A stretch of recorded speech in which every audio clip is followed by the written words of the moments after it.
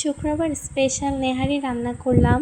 আমাদের এলাকায় এটা একদম সহজভাবে ঘরোয়া কিছু উপাদান দিয়ে অল্প মশলা দিয়ে কিভাবে মজা করে রান্না করে সম্পূর্ণটা নিয়ে থাকছে আজকের ভিডিওটা যদি ভালো লাগে অবশ্যই সাবস্ক্রাইব করবেন, লাইক কমেন্ট করে পাশে থাকবেন। তারপর আম্মু এখানে পর্যাপ্ত পরিমাণে তেল দিয়ে দিল। কেউ একটু বেশি তেল খেতে পছন্দ করে বা কম খেতে পছন্দ করে, যার যার পরিমাণ মতো সে দিয়ে নেবেন। এদিকে আম্মু সব কিছু কেটে গুছিয়ে রেখেছে। পেঁয়াজ কুচি করে রেখেছে, শুকনো ঝাল বাটা, আদা বাটা, রসুন বাটা, ঝাল মশলা এখানে আছে, লবঙ্গ, তেজপাতা, এলাচ এবং আম্মু ধাপে ধাপে আর একটা মশলাও রেখেছে, সেটা হচ্ছে রাঁধুনি ধনিয়ার গুঁড়া, যেটা ওইটার আসলে একদম অরিজিনাল ফ্লেভারটাই পাওয়া যায়। এরপর একে একে আম্মু এর মধ্যে পেঁয়াজ কুচি, রসুন কুচি, শুকনো ঝাল বেটে রেখেছিল সেটা দিয়ে দিল, আদা বাটা, রসুন বাটা একে একে পুরোটাই দিয়ে নিল। এখানে সব কিছু একটা পরিমাণ মতো দিবেন। এরপর মশলাগুলোকে ভালোভাবে একটু কষিয়ে নিতে হবে। এরপর এখানে তেজপাতা দিয়ে নেবেন এবং একে একে দারুচিনি, লবঙ্গ, এলাচ সব কিছু দিয়ে নেবেন। এবার সবগুলো মশলা সুন্দর করে নাড়িয়ে চাড়িয়ে কষিয়ে নেবেন। রান্নার এটা একটা কিন্তু সিক্রেট বিষয়, আপনারা মশলাগুলোকে যত সুন্দর করে কষাবেন একটু সময় নিয়ে, তত রান্নাটা ভালো হবে।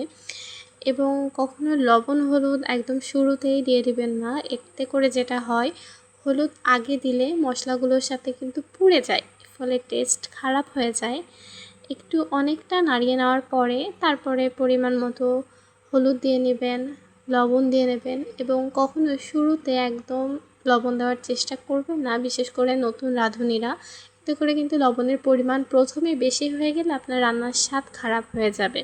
এজন্য শুরুতেই পরিমাণ মতো একটু দিয়ে রান্নার মাঝে আবার টেস্ট করে নেবেন, যদি আরও প্রয়োজন হয় দিবেন। যদি প্রথমে অনেক বেশি দিয়ে ফেলেন তাহলে কিন্তু আপনার রান্নাটাই খারাপ হয়ে যাবে। এবার এর মধ্যে সামান্য একটু পানি দিয়ে নিব, যেন মশলাটা আরেকটু সময় ধরে কষানো যায়। এবার আরেকটু স্বাদ বাড়ানোর জন্য আপনারা দিয়ে দেবেন ধনিয়া গুঁড়া। আপনারা এটা তেলে নেওয়া ধনিয়া গুঁড়াটাও ব্যবহার করতে পারেন, যেহেতু সেটা আমাদের হাতের কাছে নেই, এজন্য ভালো মানের রাঁধুনি ধনিয়া গুঁড়াটাই ব্যবহার করেছি। এরপর মশলাটা কষানো হয়ে গেলে এর মধ্যে সমস্ত নেহারির পিসগুলোকে ছেড়ে দেব।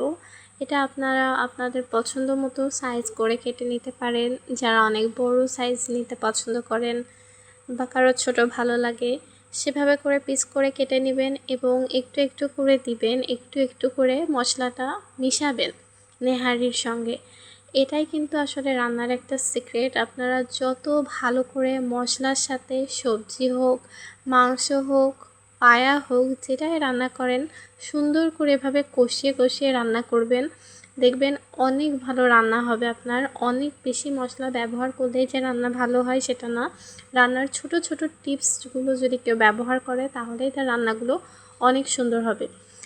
সমস্ত মশলা কষানো হয়ে গেলে আরেকটা টিপস যেটা দিব, রান্নায় সবসময় যদি গরম পানি ব্যবহার করেন, অর্থাৎ এখানে কেউ ঠান্ডা পানি দিয়ে আরও যদি জাল করে গরম করে তারপরে হচ্ছে প্রেসার কুকারের ঢাকনা বন্ধ করে দিত তাহলেও তার রান্না হতো। কিন্তু আপনি যদি গরম পানি ব্যবহার করেন এখানে দুইটা সুবিধা পাচ্ছেন। এক হচ্ছে আপনার বলক উঠতে খুব দ্রুত সময়ের মধ্যে হয়ে যাবে, অনেক টাইম লাগবে না, এবং দ্বিতীয়ত রান্নার স্বাদটা কমবে না। এভাবে আরেকটু নাড়িয়ে চাড়িয়ে নিয়ে যখন বলক চলে আসবে তারপর হচ্ছে প্রেসার কুকারের ঢাকনা দিয়ে ঢেকে দিবেন। 6 থেকে 7টা বা 10টা পর্যন্ত সিটি দিবেন। এবং নেহারি রান্নার ক্ষেত্রে আরেকটা টিপস, আপনারা যত লম্বা সময় পারেন এটাকে জাল করবেন। কেউ যদি হাঁড়িতে রান্না করেন তাহলে তো অনেক ভালো হয়, সেক্ষেত্রে হতে অনেক টাইম লাগে, তবে রান্নাটা দেখবেন আরও বেশি টেস্টি হবে। অর্থাৎ যত সময় ধরে চুলার পরে রেখে রেখে জাল করতে পারবেন রান্নাটা আপনাদের তত মজা হবে। রান্না সবাই একই উপকরণ দিয়ে করে, তবে রান্নার মাঝে মাঝে যারা এই ছোটো ছোটো টিপসটা ফলো করে তাদের রান্না কিন্তু অনেক বেশি মজা হয়। এই যে দেখেন ফিরে আসলাম রান্নায় শীষ দেওয়ার পরে আরও খানিকক্ষণ জাল করার পরে, অর্থাৎ আপনারা নিজেদের পরিমাণ অনুযায়ী কে কতটুকু ঝোল রাখতে পছন্দ করেন সেই পরিমাণে নিয়ে এই হচ্ছে আমাদের বর্তমান অবস্থা। এরপরে আম্মু আগেই পেঁয়াজ বেরেস্তা অ্যাড করে ফেলেছিল, সেটুকু ভিডিও করা হয়নি, এর জন্য লাস্টে আর অল্প একটু পেঁয়াজ বেরেস্তা অ্যাড করলো। আর আরেকটা কথা বলি, আমাদের পেঁয়াজ বেরেস্তাটা আমরা সবসময় অনেক পরিমাণে ভেজে ডিপ ফ্রিজে রেখে দিই এবং যখন একটু লাগে ব্যবহার করে রান্না হোক ভর্তা করাতে হোক ব্যবহার করি।